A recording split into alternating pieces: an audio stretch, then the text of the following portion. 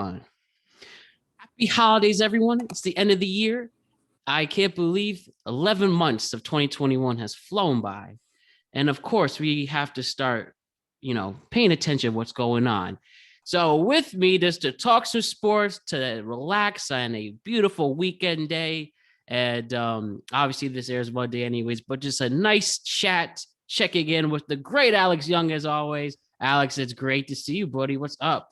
It's good to see you too, Matt. Thanks for having me on again. Yeah, it's chill. It's beautiful out here. You're now in Jersey, so congratulations about that. Welcome to the state of New Jersey. We'll love to have you here. And yeah, I'm excited to have a nice little relaxing little sports talk, little thing under the sun today. Look forward to it. Who would have thought, man? I thank you. People been very welcoming since I've came here, and yeah, we have a ways to go. I miss my posters, but we're just going where we have to. So it's great to have you for my first one-on-one for this. So it's gonna be let's start this new chapter. So where do we start, Alex? Let's start with Scar. Why am I saying Scar? Let's start with baseball. Because obviously this past week or last week, we had the first lockout since 1990, but the first time there's a work stoppage in baseball since 1994. It seems there's a huge rift between the players and owners from issues like minor league time, service time. You have player salaries being an issue.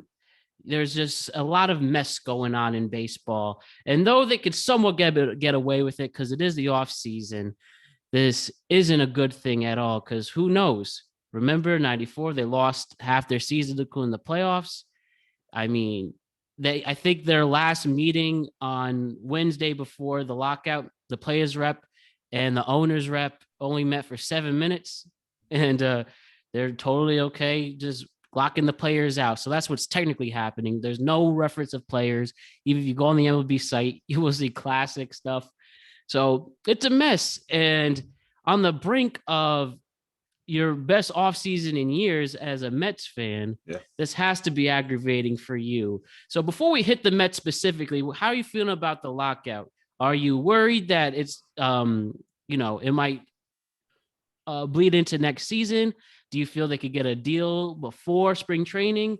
What's your thoughts on the lockout right now? I mean, it's a little nerve-wracking as a baseball fan right now, but it's because when like you said, when we find out on Wednesday that, the player rep and that meeting went 7 minutes, right? And it wasn't like something that, okay, we talked for an hour and we talked for whatever, and we couldn't come to agree. It went 7 minutes. And then they were like, all right, we're done. We're locking this out. We're shutting it down. Right. So it is nerve wracking. I do think, and it's great that we're in the off season and there's some time here before the start of next season. I think, there could be an agreement before it bleeds into spring training. But like you said, it seems like there's a lot of disagreements on both sides, and there's a lot of things as fans that we want to see changed, and we don't know if that's going to happen. And that's why it's a little nerve-wracking right now, especially when you find on Wednesday on a meeting so crucial that only goes for less than 10 minutes, that this is where we are now, right? And especially on the heels of, like you said, and we'll dive into it, the Mets having arguably one of the best off seasons in their franchise history, and some other teams making some big moves. And, it was like just such a fun time to see all this free agency happen before the lockout, right? We're all like, who's going next, right? Who's going where? And now it's like, it just stops. And like you said, now it's like weird. The MLB, like there's no pictures on the players. There's only classic stuff they're promoting. There's only things that you can get now. It's just like a really weird time. But, I think as a baseball fan, hopefully there'll be some common ground. They have some time here before it bleeds into spring training. But yeah, in general, whenever you see a lockout happen, and the first time it's happened in 20-something years, and there's a lot of disagreements on both sides, it is nerve-wracking as a baseball fan because we don't know what's going to happen, because there's things that we might not even know as fans that they're going to argue about. And, there's certain things that we know, like, oh, universal DH or the service time manipulation, and how Mm-hmm. is that all going to work? And are they going to come to agreement on that? Like, if The you hit playoffs expansion. the playoff expansion, if you hit a certain age, are you going to instantly jump into free agency? It's just Yeah. like there's certain things here that we know, but there could be some other things, financial things that we don't even know about. So yeah, I mean, we'll have to see and wait it out, but it definitely is right now. Like, it is upsetting because it was such a fun free agency time. The Rangers spending $500 million on 2 players and all this stuff, and the Mets and everything. And now it's like, well, we can only talk about the lockout, or we can't really see what's going to happen with Correa or Rizzo or some of the other big names, Trevor Story, that are out there because we're stuck here. So we'll see what happens. I'm hoping, I'm usually the optimistic one, as you know, that they can come to an agreement by spring training. But, I think it's kind of the perfect time where they do have a little bit of time or a decent amount of time to really work things out here before we even hit the season and then bleed into the season. So we kind of have to wait and see right now. Yeah, and adding on to what you were saying, also player teams that have lacked making moves, which we'll obviously get into that as well. So another thing I was going to ask you, Alex, with this, do you feel any side is justified, whether it's the players or owners? I'm someone who typically will be pro player, because what else can the owners really gain out of this? With obviously they're all billionaires. They all run other businesses besides owning teams. Like, what are you really, also not giving a full pass to players, because they are asked, it is a debate of billions and millions, but do you think any side is justified in this, or lack thereof? I mean, there's arguments obviously valid for both sides, but I tend to be for the players, like you were saying. There's certain things that I think that could change for the players to make things better for them financially. Especially if you look at like the minors and the treatment of minors, which is the minor leagues, which has been a topic of conversation for a long time now. There's just something that happened recently about, getting, like a coalition together for better minor league player rights and things like that. So there's things there that I think really need to drastically change in terms of, conditions and, all that, salary, all the things that, but at the major league level, I'm a big thing with the whole service time manipulation, but it's a problem because no one really has presented a real easy fix on like how we can avoid that, right? Like how, the top prospects can come up for a week and then they're back down and then they're stuck there for a while and then they call back up and then, so it's just tough. Because they're, these teams are trying to avoid extensions, but you're seeing some other teams kind of being proactive and giving these players extensions. We just saw one with Wander Franco getting a record extension, all that stuff after you prove themselves up at the majors. But there's been players that we've seen, they get called up and then it's like, okay, we can, kind of finesse some things so that we don't have to pay them the big bucks, early on. So, there's things there. So, and there's obviously some other things, but, it's like a tough thing to decide because, obviously on the owner's perspective, they want to be, financially stable. Obviously they want to be making profits and all that stuff like that, but it's also, they're getting it from their players. So it's a weird divide, but I lean more towards the players. And if you look at certain things, that these owners and these franchises kind of manipulate, it doesn't benefit the players. So I think if there's some way that you can give more of a balanced ground, I know that's tough because the owners don't want to give up really any of their control. I think it just makes everything healthier. You won't get these upset stars or anything like that, or people who want to leave or move to go different places and leave the organizations because they've been mistreated. Right. So, we'll see what happens in these terms of the deals, but I'm definitely leaning more towards the players getting, the rights that they deserve, and things like that, because we've seen time and time again, these franchises taking advantage of their players. And at the end of the day, they're the owners are making the money off these players. So, yeah. And ultimately, like you said, especially the minor league time, you hear stories of players needing to find their own house. They need to buy their own housing. They get like literally the minimum salary range, only like $30,000, and also for only a few months, because obviously baseball is not all year round. And some people are really struggling and have families, and you feel for them and hear these stories. It's that has to be changed. And like the free agency, I know owners want to have, you're not after your arbitration that you can't be a free agent till the age of 29. Yet analytics teams that all these owners are obsessed with tell you that after the age of 30, you'll naturally diminish as a player. It's just contradicting and ironic. And at the end of the day, it does seem a hard ass by like President's Day at the latest. So you can still have what's remaining with the free agency. Just figure out how to be fair, give these players an incentive, because at the end of the day, your players are what's going to sell you. Probably if you wait too long in this, you're going to have an awful attendance records like when they came back in 95. People barely showed up until almost the next season. So for a league where popularity always goes down, which we debated many times, and for a sport that wants to stay relevant and not be even more regionalized, I'd like to think that the cooler heads will prevail and they can make a deal. And it's not their money at the end of the day. I guess the owners, it's the organization. So do the right thing, Major League Baseball. And assuming everything goes to plan, that we could get back into the groove of things. And if it's by President's Day, you could have a few more weeks of free agency. Let's talk about our teams, looking ahead till next year. We could start with the Mets. There's a guy named Max Scherzer who joined your team. You ever heard of him? 3-time Cy Young Award winner and still on top of his game.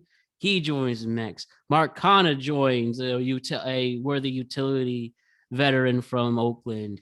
You have Eduardo Escobar, who has a pop in the bat, and he could have Gold Glove caliber fielding. And obviously Starling Marte, which people said was the best center fielder on the market. Reckon he is older, and he's exactly what the analytics want to push away, but they still gave him a solid 4-year deal. He still is a stellar outfielder and can hit for contact. So, Alex, the New York Mets, do you think they've transformed into a playoff contender, maybe even a pennant winner after these 4 moves, and who knows what else is coming? For sure. I mean, anything short of the playoffs is an absolute disaster with this roster. And I know a lot of people are nervous with Jacob deGrom, obviously with his elbow issues last year. We'll see what happens with him. But again, it's like we have the Jacob deGrom backup plan, if you will, and we have 2 aces, right? Yeah. So, if Jacob deGrom is not healthy, we still have Max Scherzer. And, with a guy like Max, who we've seen obviously throughout these years, first ballot Hall of Famer, he just brings an intensity to the clubhouse. He's just such a true leader, and that's something that this team was lacking these last few years, in my opinion. Just a vocal, like, powerful voice in the room, right? So, Jacob's a great leader. We know that, but it's like we needed that intensity guy that's going to keep everything together. And, we haven't had that. And so, you bring a guy like him, we'll have a manager, we'll see who they bring in. I'm hoping it's someone with MLB experience in the past. And then you bring guys, all these veterans are all really solid players. Like you said, Starling Marte, position of need, we've been looking for a center fielder. He's still a great center fielder, hits for contact, gets on base. You add that with the Brandon Nimmo, who might get an extension soon once the lockout ends. You add that another guy who gets on base, right? You add Mark Canha, a great utility guy, has pop in his bat. And you have Eduardo Escobar, who's another really good utility player. So just these all just really smart signings by this team. This is what we needed more. We needed contact. We needed fielding. We needed, these true, leaders and depth on this team, right? Because, we're lacking a true third baseman, but Mark Canha can play third base. He can play the outfield. Marte is a really solid glove out in center field. That's something we missed. Nimmo held his ground, but we could make Nimmo more comfortable playing in his natural position, right? So, anything short of playoffs here is a disaster. Now, can I see this team win a pennant? Yes, but there's a lot of things that have to work together. I mean, we need Lindor to have a bounce back year. Alonso had a pretty solid second half last year. We need him to continue to be, the powerful hitter that he really is.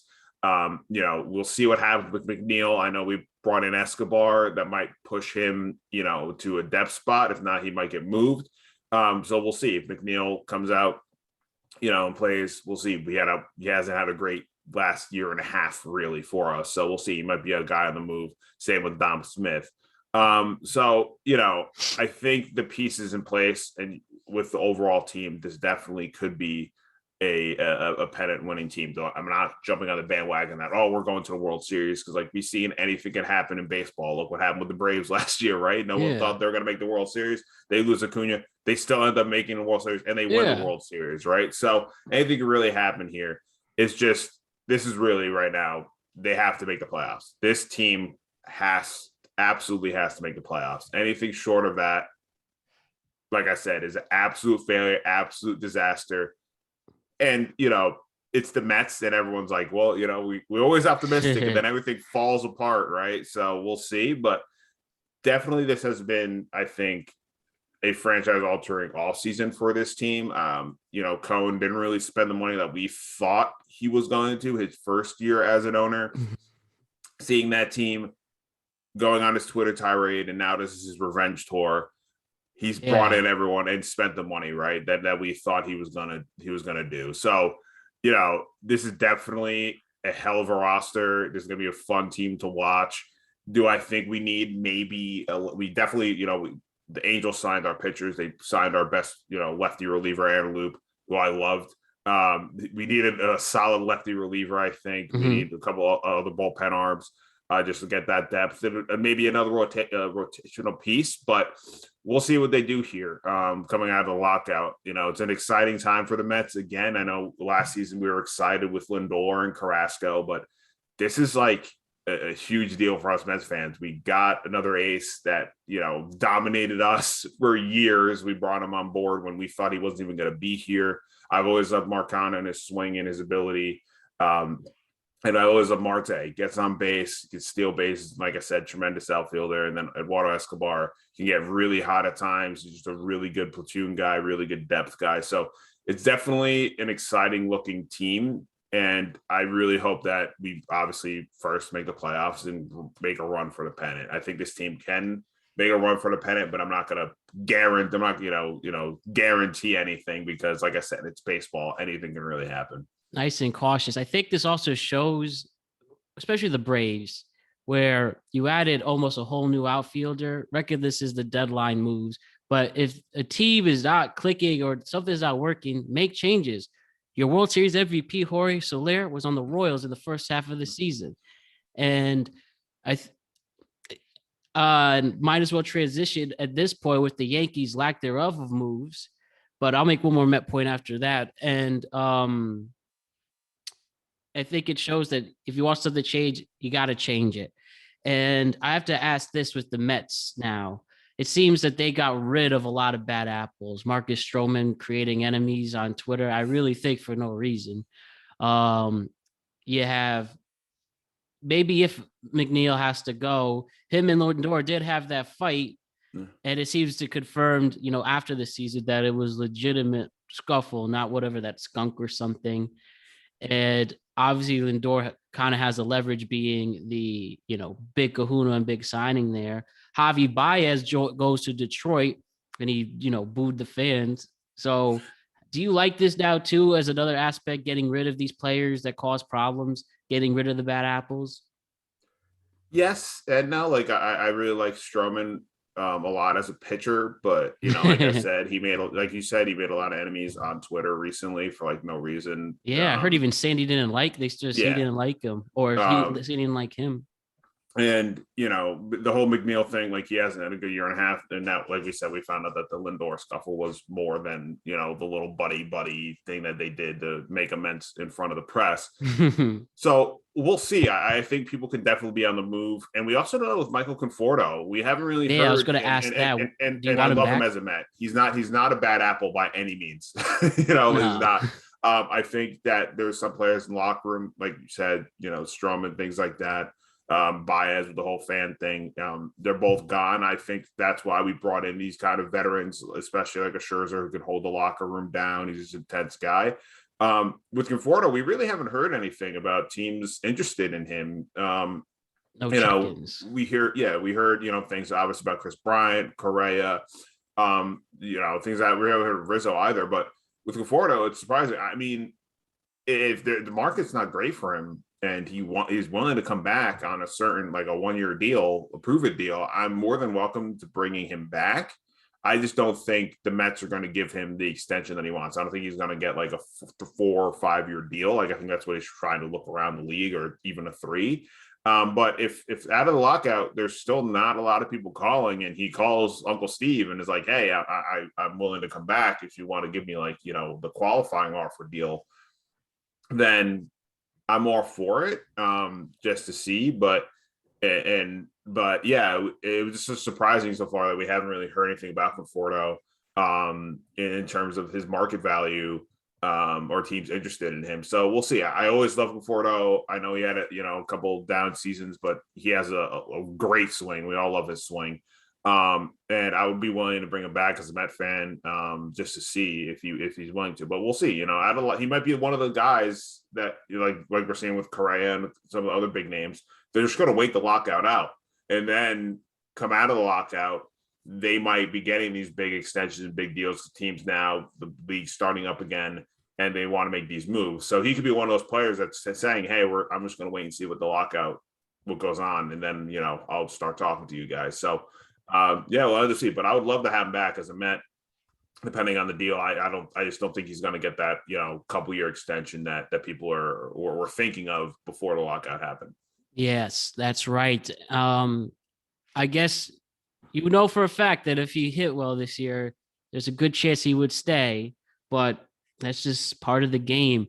And this, my last Met point, obviously Steve Cohen hires Billy Epler, and that's pretty self-explanatory, pretty good job off the bat. And now you need your manager. And they can't hire a manager in this lockout, so there's something to pay attention to.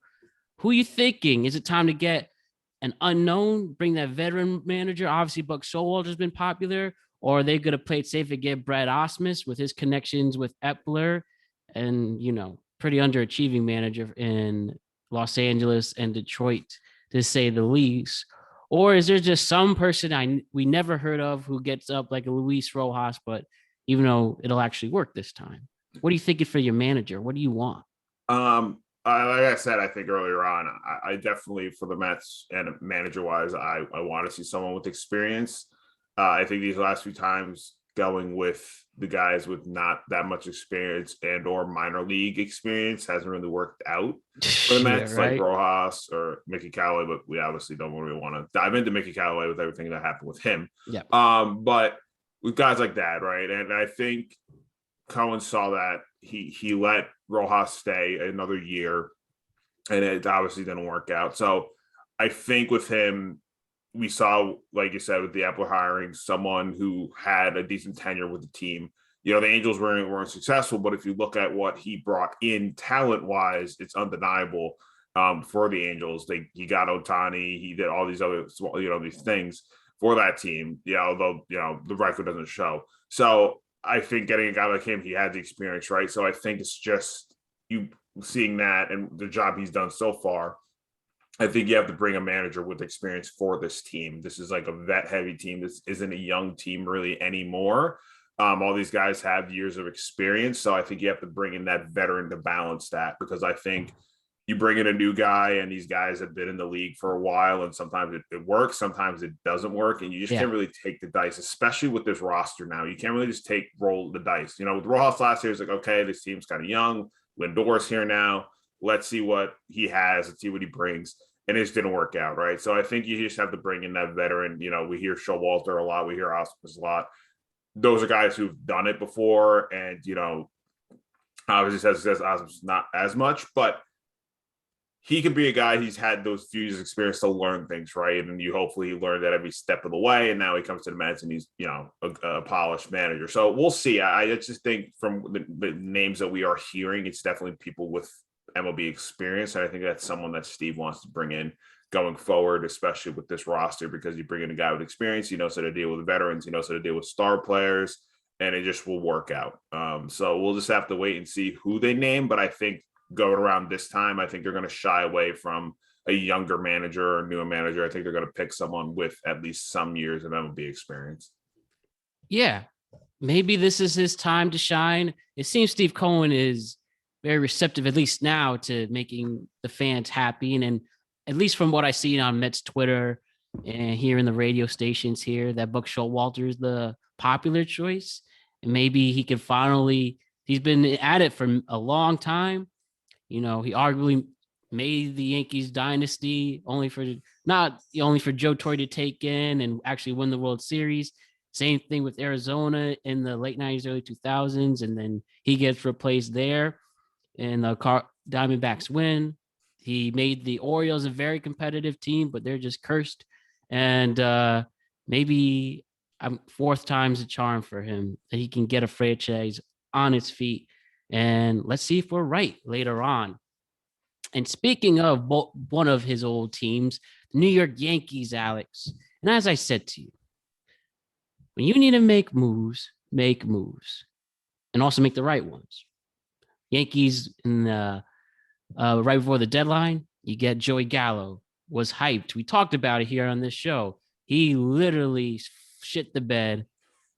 Awful plays in the outfield. He didn't hit. He looked really, really bad. But he's coming back next year. Anthony Rizzo started off hot, got hurt, slowed down, did hit a home run in the wild card game.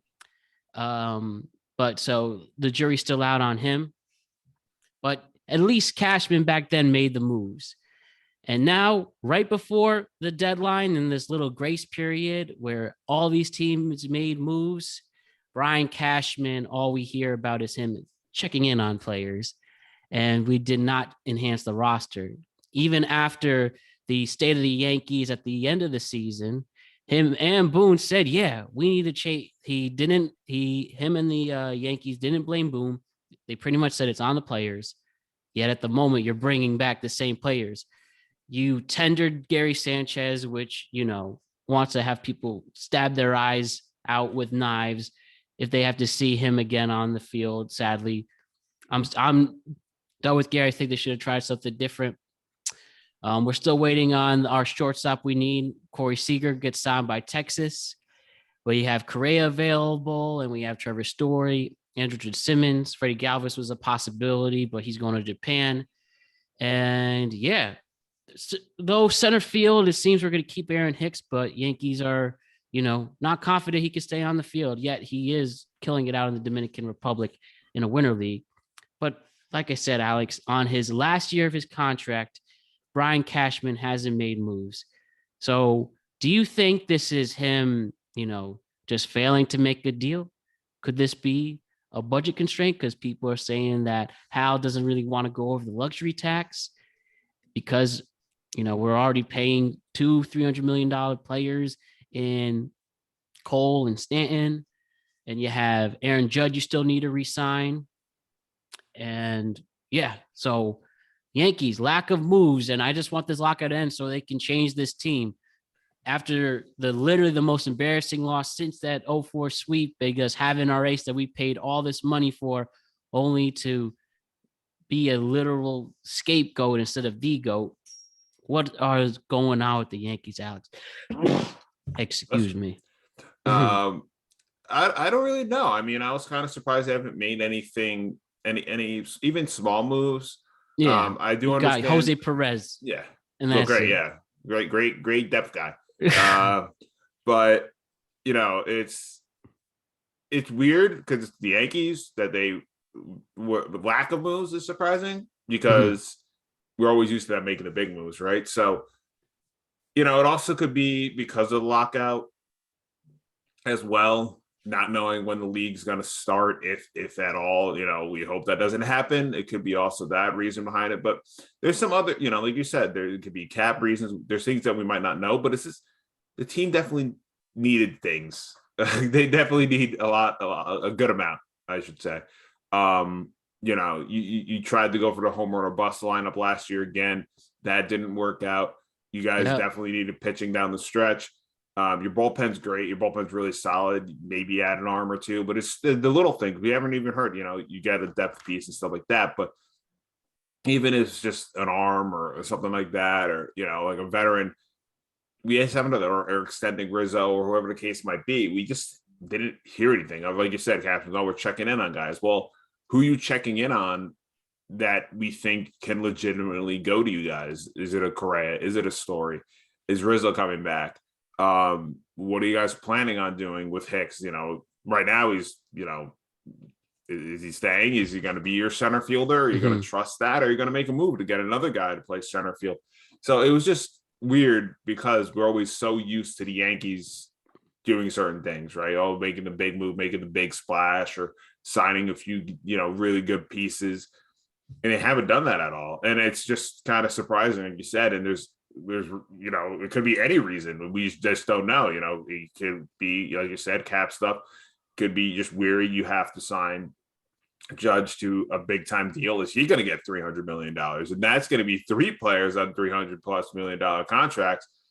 What are you going to do around that? As that, you know, what are you guys going to do? You're going to bring up your young guys from the farm, or you're going to, you know, do all these different things. So that's why it's all surprising to me that they haven't really done anything to give you guys a sense of direction. You know, it's just all these small little things. Sanchez coming back. Well, maybe that was just a move. He's not on a huge deal. Maybe that's a move. He gets hot in the first half. All right, we're shipping him off. We're done with this. We're done with the Sanchez experiment. That's a good possibility we're shipping him off. Yeah, shipping him off. We'll sign, like, another thing, sign like a good defensive catcher or whoever, you know, and all that stuff. Bring that in, right? You push Sanchez. Sanchez is a great first half. His interest is high. People are interested in ship him off for a piece, right? And then that's what you guys do. You're done with Sanchez. You guys got some, you know, stuff for your farm system or player or whatever. That could be a thing. That's why you guys might have tended him. We don't know.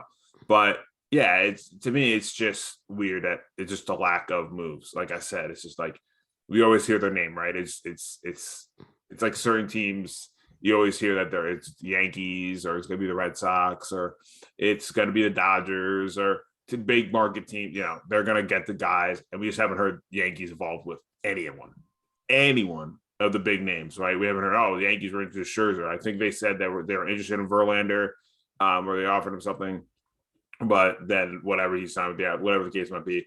But yeah, just any of really the big names where we thought for years that the Yankees would involve. Noah Syndergaard, for example, he was always a talk, oh, Mets should trade Noah to the Yankees for XYZ, right? We haven't heard nothing about that. So yeah, for Yankee fans, I know how you guys feel, because this is just like the Mets all over again for us every offseason for a while, when we had it's like, we need this guy. Now we're going to sign some guy way down on the list that we're going to pay, you know, whatever, right? So, you know, and then all that time it's Yankees do this, right? So now it's just weird that it's like reverse this offseason, that it's Mets making the moves, Yankees are just crickets. You're just not hearing anything coming out of them. So, but like I said, it could be a lockout thing with Cashman as well. He might be a little wary because he doesn't know what's going to happen with this year.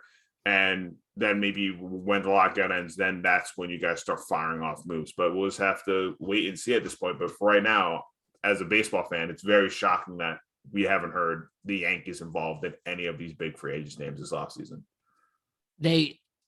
They're really turning off Yankee fans. I've met 2 people who decided to give up their fandom this year, not be Yankee fans anymore. Though there are times I wish I could do that. I can never turn my back on any of my teams. But like, Cashman is done after this year, and people will want his head. And I guess there's nothing else we can really speculate now at this point. You literally can't make these moves. But again, if Cashman's always great at making a move to excite us in the middle of the season, only to be in the same spot. But hey, now we can't even say we're buying championships. No one can say that about us.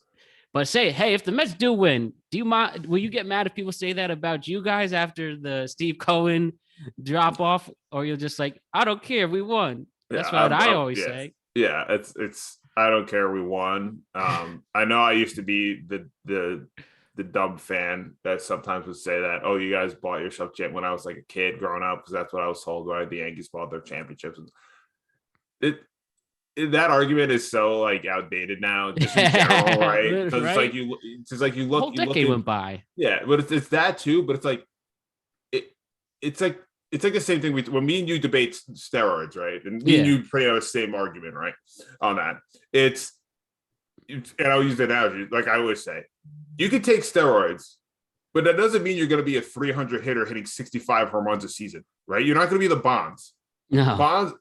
Bonds, even without steroids, the Hall of Famer, he was still unbelievable. The steroids helped with recovering his strength, and he could do certain things. But that's not like Barry Bonds was batting 200, and next he started doing roids, and he's smacking 75 home runs a year, right? So it's the same thing with signing in a way, where everyone's like, you bought championships. You can sign players to huge deals. You can look at it throughout all of baseball. I can give you a prime example.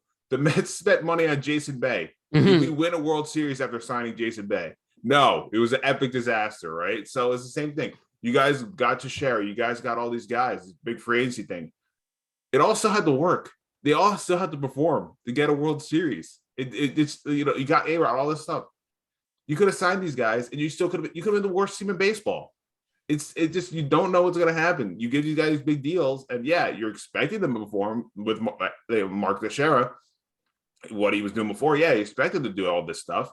You could have signed him to that big deal, and he could have batted 100 and sucked. So the whole argument of buying championships, it doesn't work anymore for me. It just because you're just looking at the sport of baseball, you can sign all these players, but it doesn't guarantee a championship at all. This year alone, recent example, the Dodgers. They got Scherzer, they got Trey Turner, a big trade. Didn't win the World Series, right? So, nope. That whole argument, now looking back at it, when I was like, yeah, I used to say that. And I'm like, that was really dumb of me. Because you're looking at the sport now, and it's like, anything can happen. It doesn't. Yeah, look at the Padres, too, another one. Yeah, look at exactly the Padres. It's the same thing. You can sign all these guys. You can trade for all these guys. You can make these super teams. That doesn't guarantee you a World Series at all anymore. Even back then, still. So it's a stupid argument. And that's that. If people say that to me, I'm going to say that right back to them. We still won. But just so you know, and I'll give them examples of contracts, didn't generate World Series, right? Yep. So I'll rest my case on that. But I'm just going to retract my statements back then as a stupid kid. I apologize for saying that the Yankees bought championships, because that was just a dumb argument on my part, because anything can happen in baseball, like I say all the time, and anything can happen with any signing across all sports. So, yeah. Well, we still love you no matter what, Alex. And I will buy a championship at this point for the crap I've been watching. And my last point with the Yankees, here's what I want. I want to re-sign Rizzo. I want Trevor Story, not Correa. I think Correa is arrogant. I think he is bad vibes. And I've heard reports from Ken Rosenthal saying that just some of the 17 Yankees don't want him on the team. Why would you want this guy to hop in the clubhouse who openly gets caught cheating, blatantly cheating, and what? You let bygones be bygones? There's better options. Jeter. Yeah, exactly. But for some reason, he thinks he wasn't a Gold Glove caliber player, but look at him diving. Is he diving in the stands for a ball that he doesn't have to, like Jeter did? Is he doing the flip? Nope. Is he doing the crazy plays? No. I hate that guy. I really do. So I better not see him in pinstripes. And I've argued with people who want him. I was like, you're really gonna just let any pride or values go, and people are fine with it, and that's why this world sucks. But what are you gonna do? Just you can't do it. And with the Hicks, fine, I'll take him in center. I mean, we have seen if he's on his game, he's fine. I mean, is he an all-star? Right in that range, but I'll take it. And don't forget we have the Martian Jason Dominguez, even though they still don't think he'll be up until 2024. You need someone to hold it down until then. But let's go Yankees. I'm fine also with Boone coming back. I really don't think he was that much of an issue. Sure, there was questionable bullpen decisions, but again, if it worked, you wouldn't be mad. And he's here. And like I said, people are going to start bouncing one way or the other. And just let's go Yankees for revitalize. And the last point too, and another reason why Judge needs to get re-signed ASAP, and what Steve Cohen proved to the whole baseball world, and I've made fun of the Mets to you and how no one wants to come. And then I guess the Steven Massil specifically, he tweets out, this agent, so unprofessional, and he throws everything. And with Max Scherzer, who blatantly wanted to be on the West Coast, but he got an absurd amount of money, shows everyone has a price. And you don't have a right fielder really at the moment with Confortos up in the air, at least for next year. if Judge is a free agent and he wants to like start a war between Yankees and Met fans and sign Judge to that deal, I think that's a real thing to consider now for the Yankees to lock up Judge, because Steve Cohen really seems like he'd be a troll to take Judge like that. What do you think? Do you think that's also something all of us should worry about as Yankee fans, and might excite you as a Met fan? I mean, I would take Judge in a heartbeat. But do I think he'd do? Do I think he would do it? Possibly.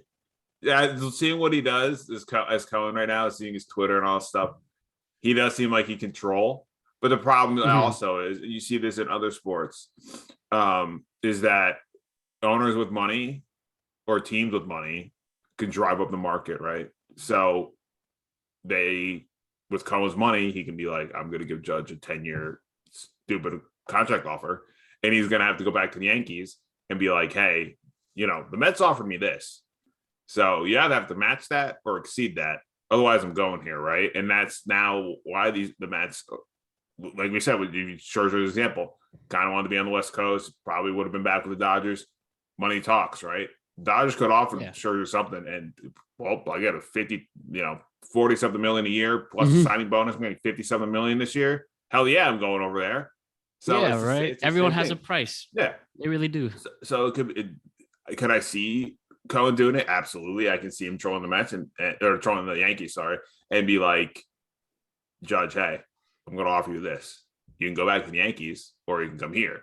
And then the Yankees are going to be sitting there like, well, crap, because what are we going to do? We're going to let the guy we're going to let the guy who we're deeming as our franchise guy now, or we got to let him go to the team across the way because we didn't want to match that contract. So that's the thing that it makes baseball interesting, knowing with Cohen as the richest person, players are going to go there. Players are going to at least engage with the Mets to see what the Mets are going to give, so that they can go back to their respective teams and say, well, the Mets are going to offer me this, and you can either match it or I'm gone. So it's like, it's the Yankees. It's the same thing. People say that with the Yankees too, right? If the Yankees are interested, they lock in and the players will be, Yankees are offering me this, you can match it or I'm gone. And that's what it used to be. So now with the Mets, I think that could be a thing that goes forward. Do I think they're gonna sign it to a huge deal? No, because we're big money to Lindor and big money to Scherzer and all these other players we have to get DeGrom back to.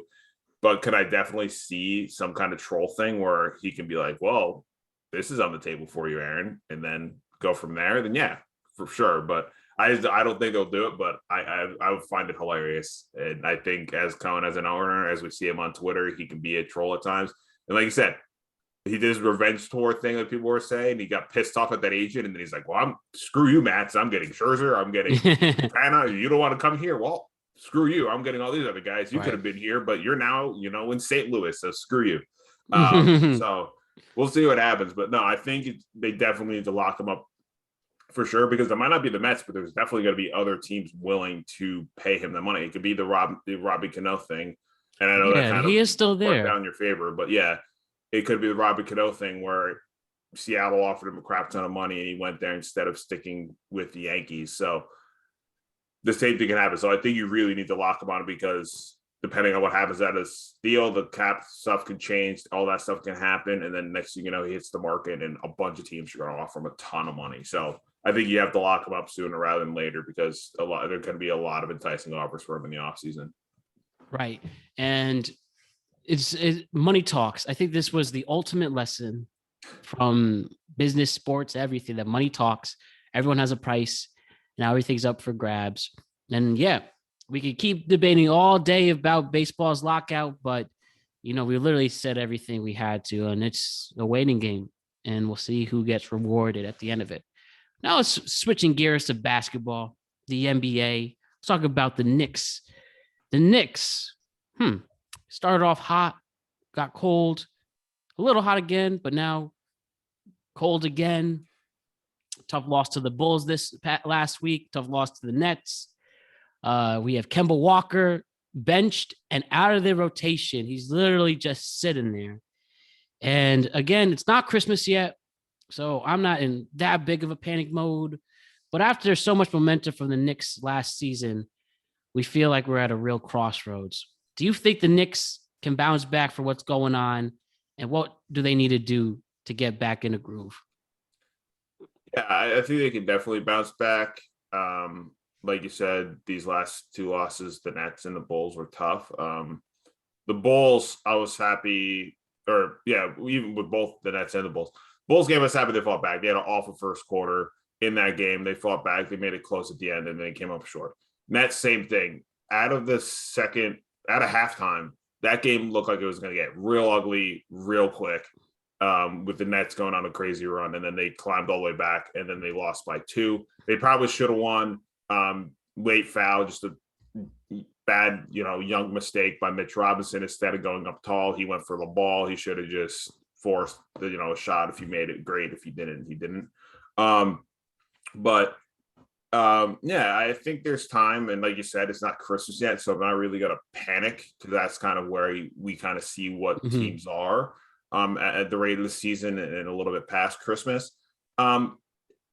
It's just, there's certain things that you see this team, and it's mainly on the defensive end. Like last year, they were so great defensively, and this year they really aren't. And it's not like, and I understand some of the signings aren't the best defender. Kemba's out of the rotation; he wasn't really playing great defense. Fournier kind of has his laxity, but he could be a decent defender. But it's just like we're letting these runs happen, and then we just get really stagnant on offense. Like we don't really know what our offense identity is this season. It's like last year we had Randall, and we got the ball. Like I said, when we debated him and you didn't want Randall here, I think like late last, he wasn't doing great. And then I said, he's not an individual guy. He's not a one-on-one guy. We'll see what Tibbs does with him. And then he excelled, right? Because we're getting him the ball in his spaces. It's true. Now we're like reverting back to him bringing the ball up the floor, being the ISO guy. And we need to get back to, let's get Randall the ball in his spaces, let him do his thing, but it's not like not let him bring the ball up, right? We have these great ball handlers. Burks has been fantastic. I think that was a really good decision by Tibbs to make him the point guard. Quickly, like I said, if he's hot, he is electric on the court. But we just have to figure out our offensive identity. Like the defense, it's been lacking. Like we got trounced by the Bulls. They're a really good team offensively, as we know, with all that talent. But it's just like, mainly for me watching it, it's kind of also on the offensive end. It's like we're kind of reverting back to like what was not successful with Randall and the team. And we need to get back to attacking the basket, trying to draw fouls. No, there's new rules, but trying to shoot a little bit, shoot 3, space the floor out, and then just get Randall the ball into space. Stop with dribbling the ball with Burks, hand off to Randall. Randall doing his crossover, trying to do a step back 3. Let Burks bring the ball up, assess what's going on, pick and roll with Randall, whatever, get Randall his ball in the mid-range or whatever, have him hit the occasional 3. We just need to really kind of figure out offense identity here. And I know we're, not at the crisis point yet, but it just seems like there's nights where we're just like really, really great offensively, and then we're great defensively, and we're never like both. It's not like, oh, we got like a defensive win, we got an offensive win. It's like we need to find the balance that made us successful last year, right? Like we were very good defensively, and then we, we're very polished offensively, and that's kind of how we were getting these wins. Now we're playing these really good teams, and then we're like on our heels. Like the Nets, we were like battling on the whole first half with them, and then we come out in the third quarter and they just go on the run, and we're like, oh crap, now we're on our heels. Now we have to try to come back against a really good team and then do it, and then we lose by 2, and we probably could have escaped with a sneaky win on that one. The Bulls saying that we came out way flat, and we can't do that with these top teams like the Bulls, like the Nets, these top teams in the East. We just can't come out. The Bucks, stuff like that. Like the Bucks, we had to come back from like 20 points down in both games so far this year. Like, and only got the win one of them. Yeah, we got the win one of them, right? So it's like D-Rose for that. Yeah, and it's like we need to figure out a way to find out what the identity of this team is. Are we going to be a full offensive powerhouse? And let's gear towards that, because we might not have the defense, but let's do a bend and don't break kind of deal, right? Like be in your positions, try not to hack, do all your certain things, but we have really good offensive players, right? We've seen Fournier drop buckets. We've seen quickly. We've seen, D-Rose. We've seen all these guys. Burks has been electric lately. We know what Randall could do, stuff like that. So it's like we have to figure out what this true identity of the team is, because like last year, yeah, we had scrappy players and we're strong defensively. Then this year we kind of added more offensive firepower, but then now we're lacking on the defensive end. But then we some nights are really good, like I said, defensively, and then we're nothing the next night. And this is really, really odd. So mainly I'm not like concerned yet because it is a bunch of new players kind of gel together and blend.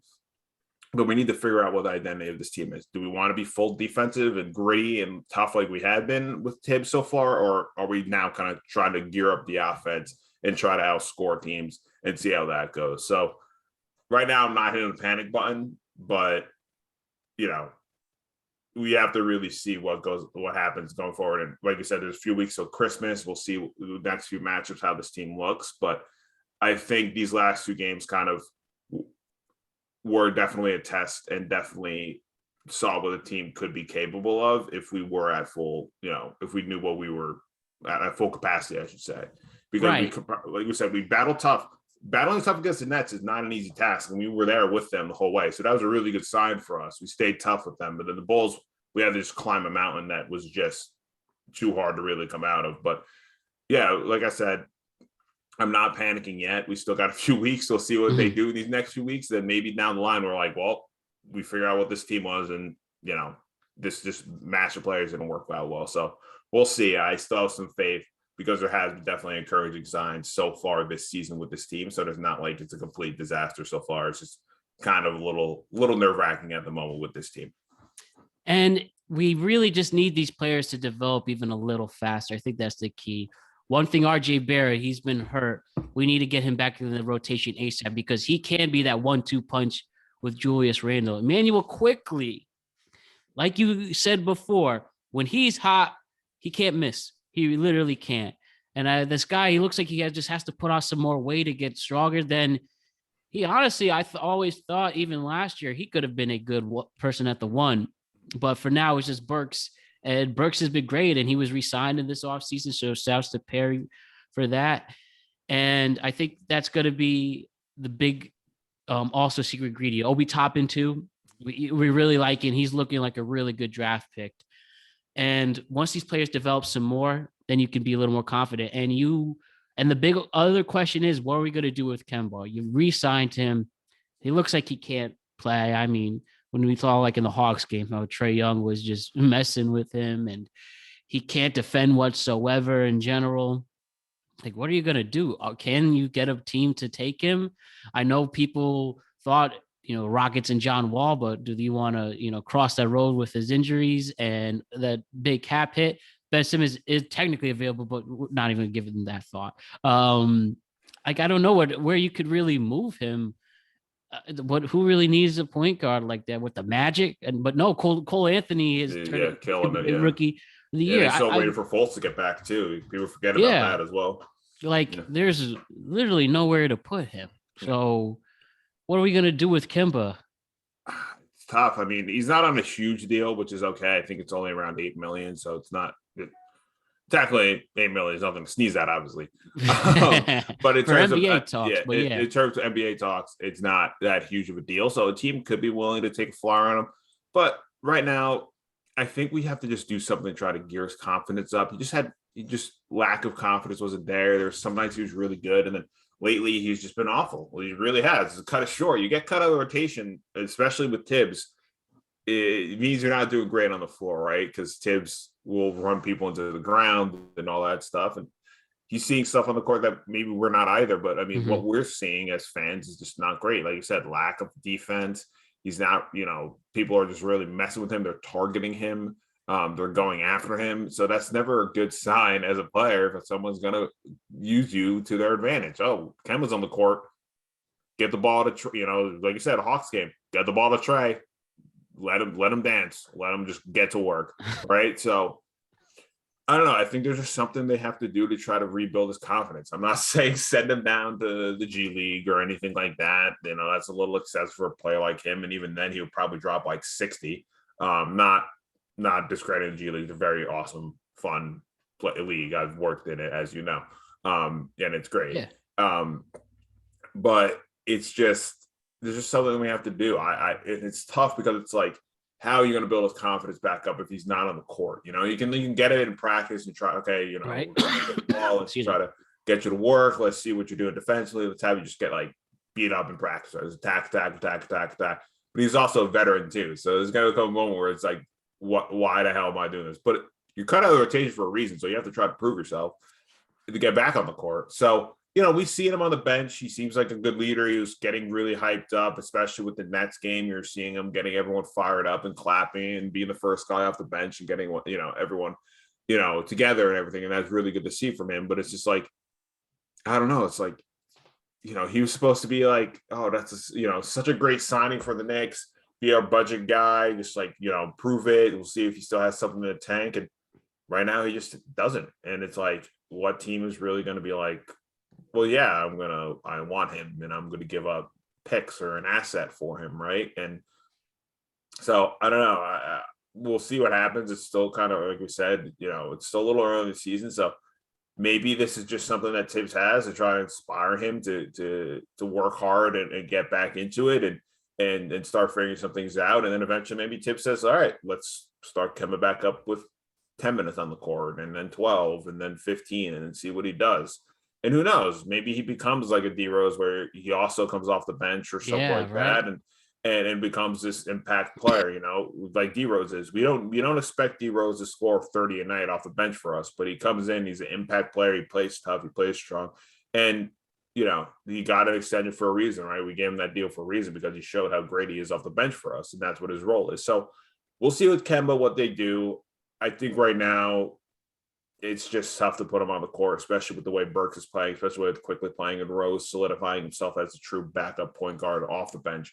So we'll see what happens, but like it's just tough right now because I really don't see a market for him or a team saying, yeah, let's take a shot on him and give up an asset for him because if you get cut out of the rotation on the Knicks, and I know we're a decent team now, it's just not a really good sign, and definitely teams are going to be not willing to really give up any kind of crazy asset for him. So yeah. Totally right. And the way I'm just looking at the schedule right now for what we have left, where you have we have our work cut out for us.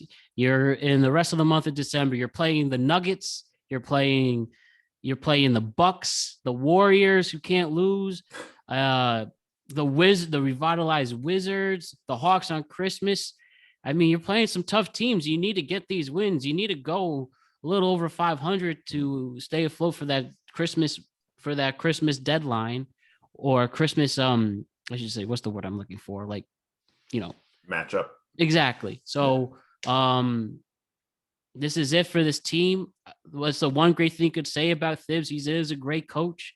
I mean, it's pretty ballsy to get that signing and you bench him right before, right at the end of November. So this is it. I feel okay, but as long as we can come 500 in the rest of the month of December or a little above it, like 8-6 or something like that, it will be okay. So just quickly around the league with the NBA, just some general points before we end it off with football. How you feeling of what's going on? I mean, so many headlines. The Bulls, I mean, they look awesome. They are good everywhere with their young coach. Caruso off the bench, DeRozan looking like a comeback player of the year. Lonzo holding his own, like, wow. You have the Wizards. Now, some people thought they were a fluky team, but, they're still holding their own after it seems everyone off that Russ deal, especially Kuzma and Harold, been killing it. Obviously, Bradley Beal's leading the team for what he's doing. The Suns have won 18 in a row. They literally were undefeated in the month of November and still winning.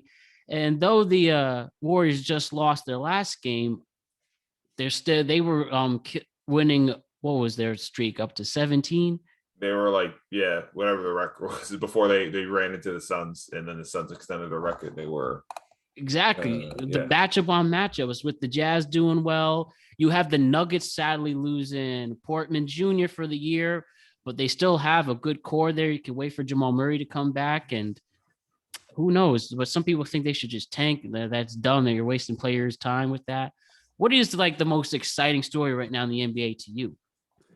Definitely looking at the Suns, and them setting their franchise record with 18 wins in a row and going undefeated in November. Right, a Yeah. lot of people thought their run to the finals was a little fluky, but they're clearly showing that they could run it back and they can make it to the finals. And especially now, I know a lot of people, and I saw some headlines where it's like, should the Warriors be afraid of the Suns? It's like, yeah, one regular season loss, I'm not going to be afraid of the Suns. But no, if I'm the Warriors, because that team is also looking fantastic. And I think that's going to be, I really am hoping for Suns Warriors Western Conference Finals, because I think that would be so fun to watch those two teams going at it. Steph versus Paul.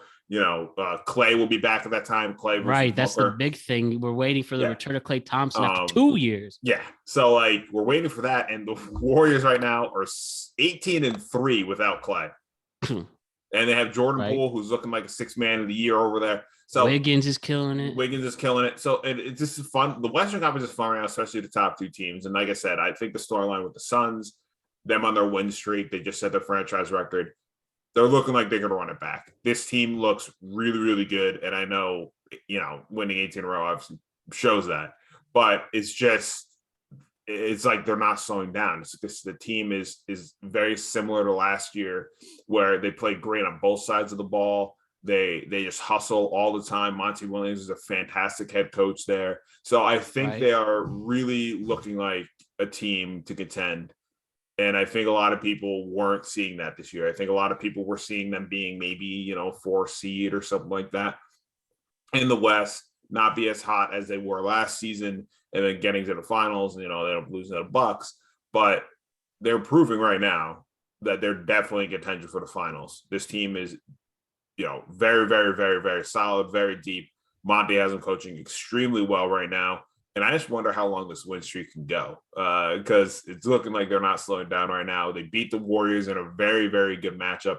And they kind of, shut down Steph Curry in that game too. So, yeah, right. And he's on a tour pace. He's looking like he's back in MVP shape. So, definitely. It's definitely an exciting team to look at. And then if we go over to the East, like you said, the Bulls have been so fun to watch with their signings with Lonzo and Alex Caruso and DeMar DeRozan, and then blending with, already, the Bulls traded for Vucevic last season, and Zach LaVine being the dunker that he is, and just such a great player, and just an exciting player to watch every night. So they're looking like a really, really good team. We expected them to be good. So they're looking at a team to be, a really good team to look out in the East right now. And then, the Bucks had a slow start too. And now the Bucks getting healthy, they're climbing back up in the standings. So they're also looking like a contending team. I'm not gonna knock the Bucks at all. They won the finals last year, and then they started off slow, and a lot of people were like, oh, they're in trouble. But now they're back. They are 14-9. I think their last 10 games they went 8-2. So they're climbing up the standings. They're looking really, really good again. So they're a team to also watch out in the East, obviously being the defending champions. But it's just such an exciting time this year in basketball. And, I feel like it's like the first time in years, especially now, not as back-to-back years, that it's up in the air on who can win the finals this year. Usually last pretty much our, fandom of basketball, it was either, Warriors, Heat, Cavs, Spurs. Those were the teams to beat. Now this year, it could be the Suns, it can be the Nets, it could be the Bucks, it could be the Warriors, it could be the Jazz, it could be, all these teams. Yeah. Lakers can slip. People forget Lakers, if they're healthy, they can slip in. They're finally getting their team back. So so they can slip in, they can make a run. So it's just a very exciting time for NBA basketball. Because there's so many different storylines going on. But for me right now, I'm just glued in and see how long the Suns record, this win streak can go for, because they are just cruising through teams like there's no tomorrow. Especially we thought it was going to end with the Warriors, the way the Warriors are playing, and they're like, nope, we got them, and they beat them. So we'll see how long it goes on, because it's impressive right now what they're doing over there. Swishes all over the place. And this has been really stellar before Christmas. Just imagine what's going to happen after Christmas. Now, the last thing we'll talk about with the NFL here, hitting the final month of the season now. while we talk about our Giants really quick. Now, this is recording after they played yesterday. Assuming they won, it is a winnable game. And the NFL, the thing is, by the time we're recording it, Daniel Jones is not going to be playing due to a stiff neck that he got hurt in I think they said in the first quarter of the Eagles game. Yeah, you toughed it out.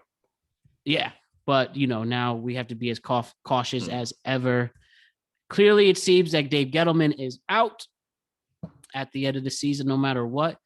But there are some winnable games. Again, yesterday's Dolphins game, they could definitely win. Hopefully, they did win. Then you're gonna play the Chargers. Yeah, that's going to be tough. But it's tough. They've depending been if we have on. Daniel or not. Yeah.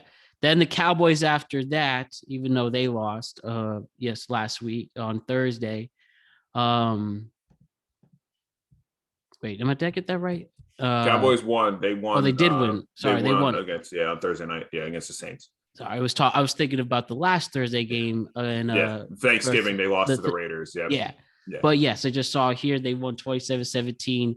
They're pretty in a good spot, especially their defense. But anyways, still focusing on the Giants. You have the Eagles, who you beat. You ended out with Eagles, Bears, and Washington.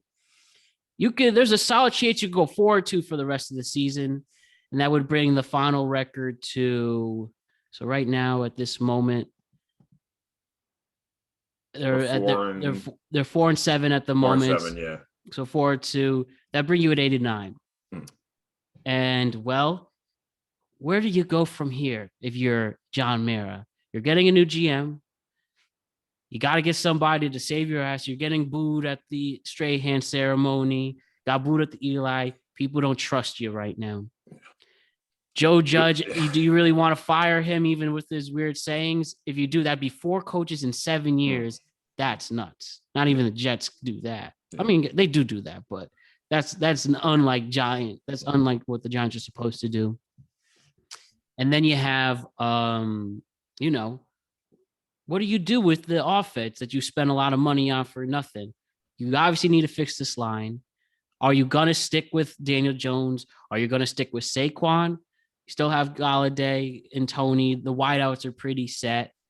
What do you do with the Giants? Do you feel like if they end one game under 500, Mira's like, you know what? Daniel Jones can still stay. Or is it time to go? We've definitely in the heat of the moments on our Sunday text say he's got to go. But at this moment where we're a little level-headed, what should the Giants do moving forward? It's a lot. But first, I know you brought up Strahan and Mara. I was there. Yes. Yeah, it's a little blurry.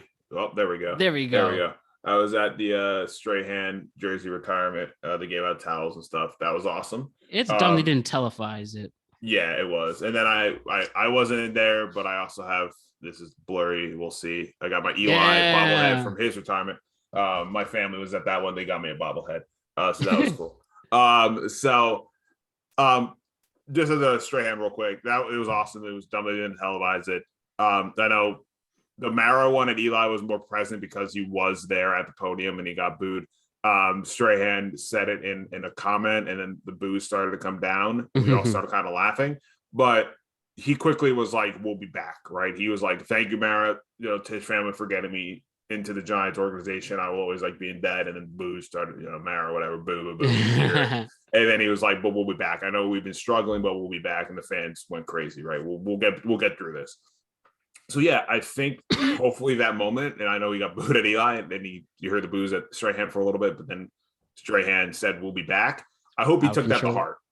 I hope Mara took that to heart, because if there's guys that's going to get Mara from booed to cheers, it's Strahan, right? And we heard that their relationship wasn't good to begin with, but he obviously thanked them. But it was hearing that as Giants fans were like, okay, if Strahan's saying that, and that's going to be his rally cry, we'll be back. Like maybe Mara will say that should be a rally cry. We will be back. And it's like we hear that from time to time from him. Oh, we need to be better. We'll start winning it. But as been the case, I hope that was the moment where he sat there and said, "You know what? We'll be back, and I got to be a better owner than I have been. I got to be stricter. I can't do these. You're my family friend. I got to sign you like Garrett was, or Gettleman, oh, you're part of the Giants history, we'll bring you in, whatever.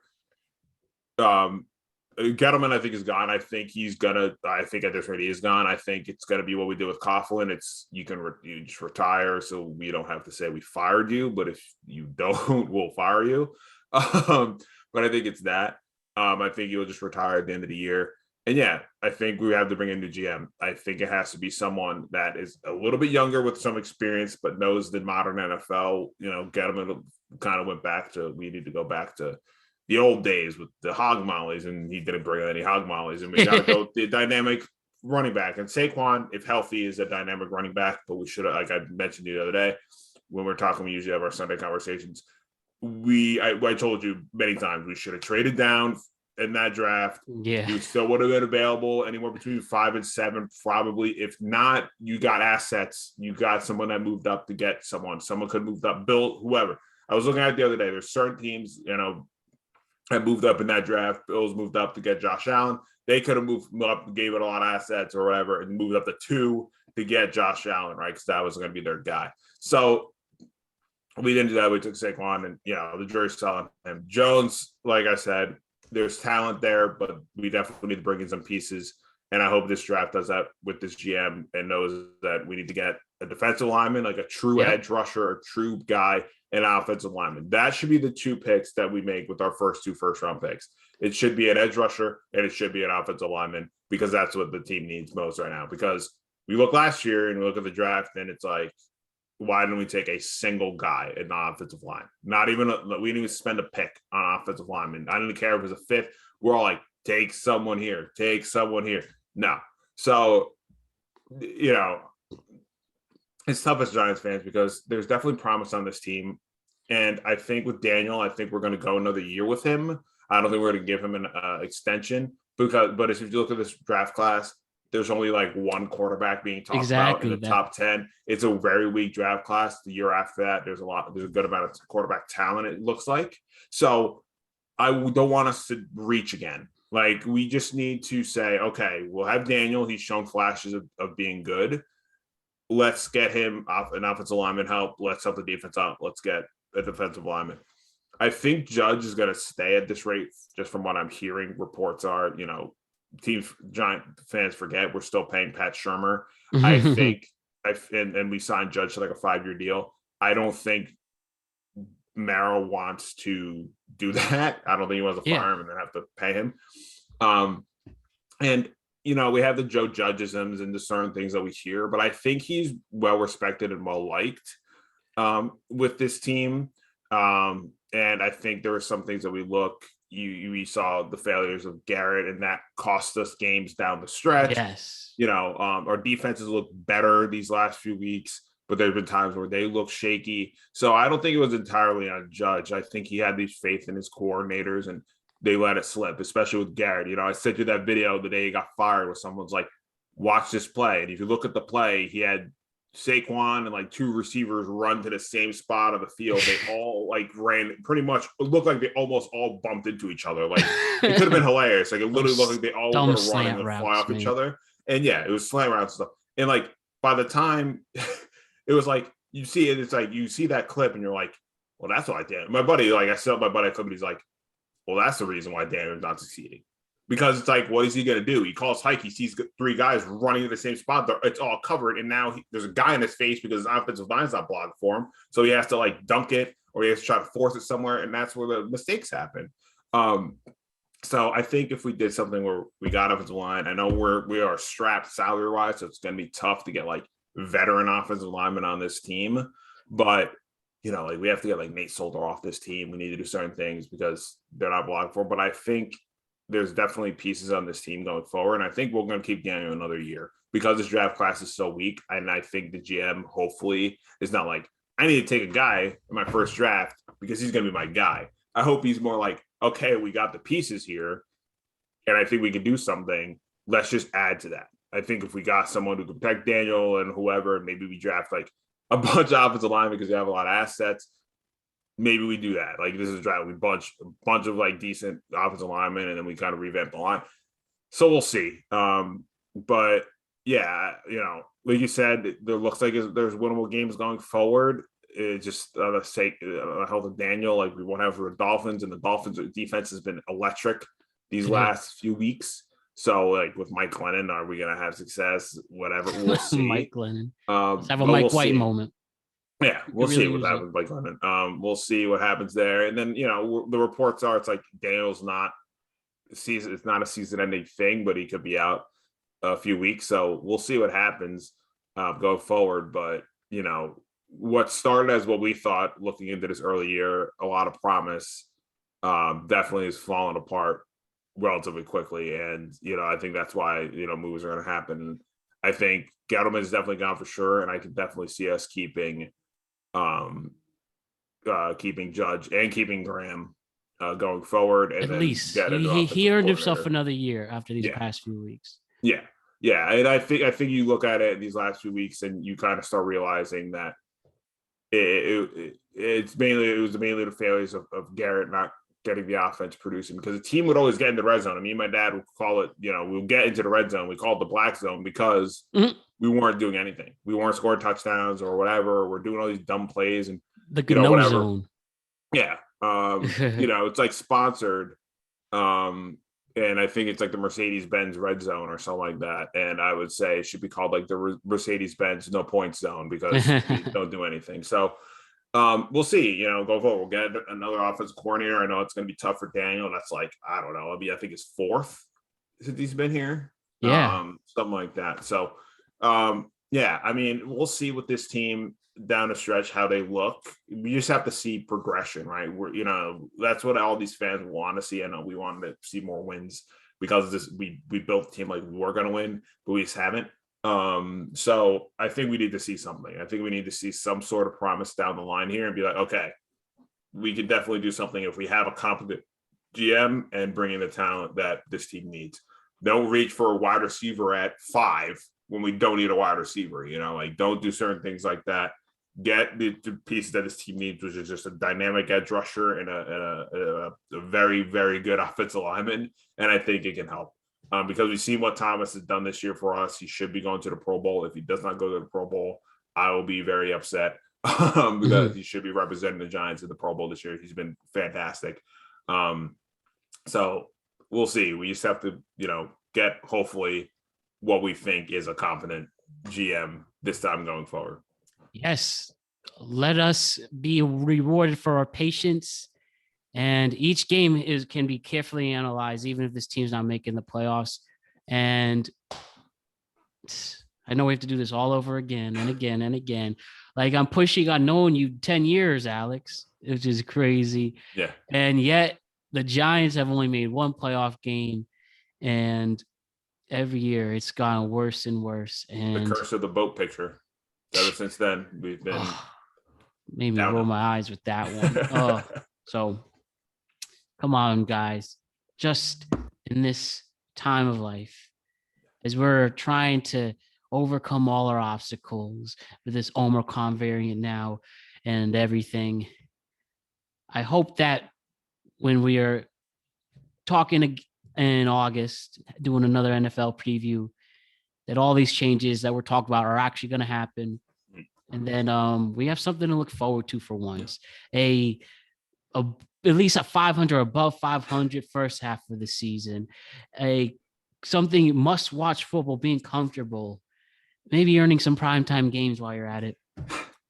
Time's going to tell with that. Not having our season end before Thanksgiving.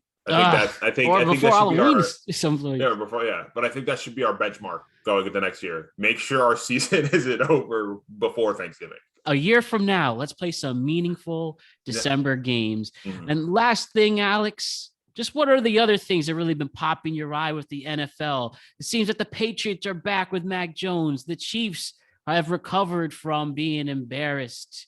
You have Lamar Jackson and the Ravens coming back all the time from everything. Though they lost 2 games in a row, the Titans, I don't know, Derrick Henry, they clearly really miss him, but they are still they are tied for the best record in the NFL, in the AFC specifically. Then you have, I hate the Cowboys, I hate the Eagles in Washington, but Cowboys are pretty stellar. The Cardinals and Rams battling it out with the Packers and the Bucks as the best teams in the NFC. And then you have a lot of under 500 teams after that. The Lions can't win. The Seahawks are about to go into transition. What's really catching your eye with the NFL that we haven't covered yet at this point? Yeah, I mean, it's the same thing with the NBA for me. Me and my buddies talk about this, is that there's not, to me, one true like contender for the Super Bowl this year. It seems like pretty wide open. It's not as anyone really has like emerged yet as like that's the team that's going, right? Like we see it last year, like the Bucks, we knew they're dominant all around. Brady, obviously, it's like that's the team, right? Like we knew midway through the year, like this is the team to beat in the NFC. This is the team to beat maybe in all of the NFL.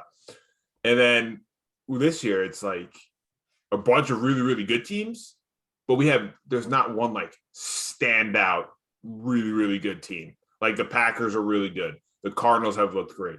It's just like, even without their stars, the Cardinals look really good, right? So, and Baltimore coming back and winning these games, and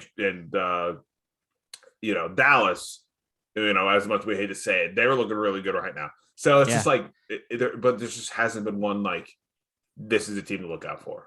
This is a team like everyone needs to watch out. The Chiefs are getting hot. It's like, yeah, but you have Mahomes. It's like they're always, in the contention. The Titans, although losing Derrick Henry, they've struggled a little bit.